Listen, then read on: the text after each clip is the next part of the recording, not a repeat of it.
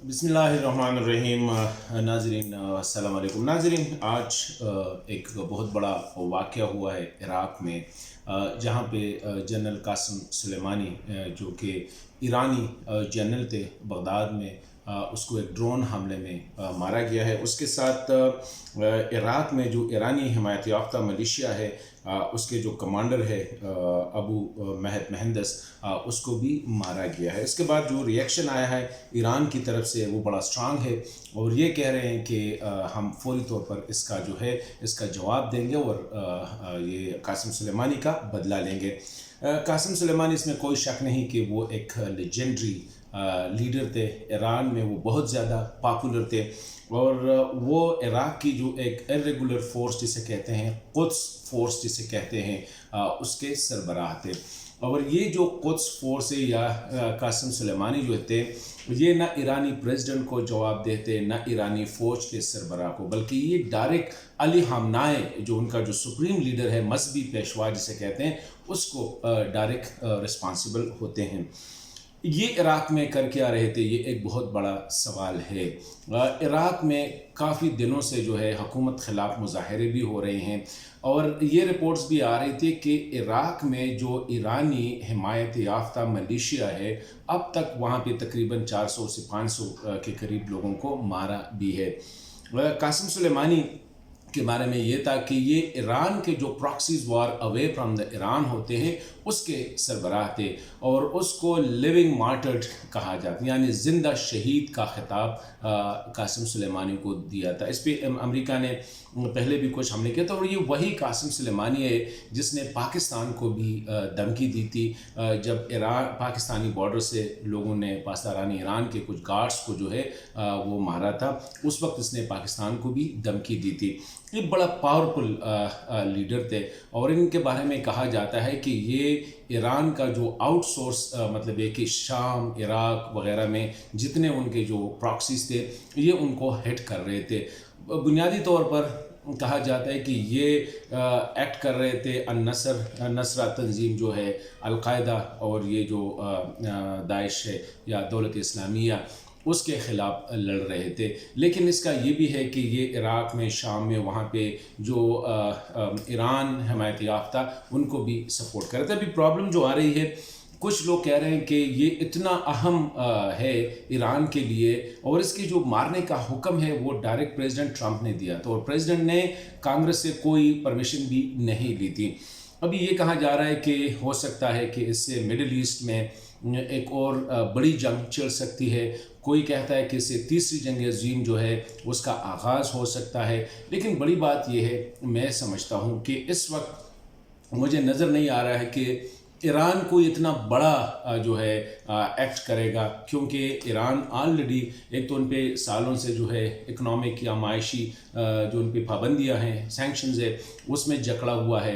ईरानी हुकूमत के ख़िलाफ़ कई दिनों से बड़े लेवल पे मुज़ाहरे भी हो रहे हैं, इंटरनेशनल आइसोलेशन में गया है। तो अभी ईरान डेफिनेटली वेट करेगा कि उनके जो एलाइज़ है, चाइना, रशिया वग़ैरह, उसका क्या रिस्पॉन्स आ रहा है।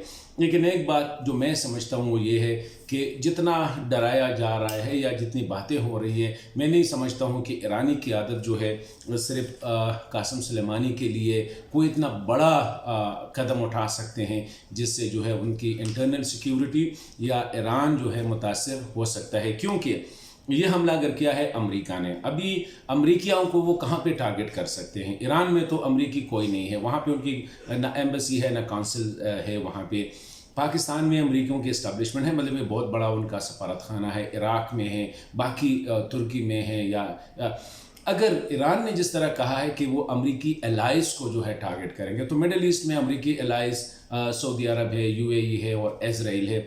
अभी अगर ईरान ये हमला सऊदी अरब पे करता है तो दुनिया का क्या रिस्पांस होगा? अभी तो अमरीकियों के ये डायरेक्ट किसी और मुल्क पे हमला समझा जाएगा। इज़राइल पे करता है तो क्या रिस्पांस होगा? यूएई पे करता है तो क्या रिस्पांस होगा? या किसी और नीबरिंग कंट्रीज़ में अमेरिकन एम्बेसीज़ को टारगेट करता है तो क्या रिस्पांस होगा? लेकिन मैं समझता हूँ कि کہ اس صورتحال میں پاکستان کو کیا کرنا چاہیے، کیونکہ خدا نخواستہ اگر جنگ چھڑ جاتی ہے تو پاکستان کے لیے ایک سائڈ پہ سعودی عرب، یو اے ای اور امریکہ، دوسری سائڈ پہ ایران، تو اس میں جو ہے پاکستان کے لیے فیصلہ کرنا بہت مشکل ہوگا۔ لیکن میرا اپنا ایک فیلنگ ہے، وہ یہی ہے کہ ایک تو یہ بات بھی ہے کہ ایران اور امریکہ کی یہ درمیان جو یہ چپکلش ہے یا جو ٹینشن ہے، یہ گزشتہ جب سے ایران میں انقلاب آیا ہے 1970 سے 70 کی دہائی سے، وہاں پہ یہ ٹینشن جو ہے امریکہ اور ایران کی چل رہی ہے۔ تو کبھی ان لوگوں نے ایک دوسرے پہ حملہ نہیں کیا ہے، بلکہ اس کی آڑ میں ایران جو ہے ایک فرقے کو پروموٹ کر رہا ہے، امریکہ اور سعودی عرب دوسرے فرقے کو پروموٹ کر رہے ہیں، اور ان کی یہ ٹینشن چلتی رہتی ہے اور دونوں جو ہے سروائیو کر رہے ہیں۔ پاکستان کے لیے دا بیسٹ ایس ہوگا کہ اس جنگ سے بالکل اپنے آپ کو، اور میرے خیال میں رکھے گا بھی، لیکن پہلی بات تو یہ ہے کہ جنگ ہوگی نہیں، اگر ہو گئی تو پاکستان کی سیاست اور فوجی قیادت پہ ایک بہت بڑی ذمہ داری ہوگی کہ وہ کس طرح اپنے آپ کو کوارنٹائن کر دیتے ہیں، آئسولیٹ کرتے ہیں، تاکہ یہ تھوڑی بہت جو ہم جنگوں سے نکل آئے ہیں، کیونکہ ہم نے بہت افغانستان کی 40 سالہ جنگ آلموسٹ پاکستان میں ہی لڑی گئی، تو وہ ایک بہت بیٹر ایکسپیرینس ہوا ہے۔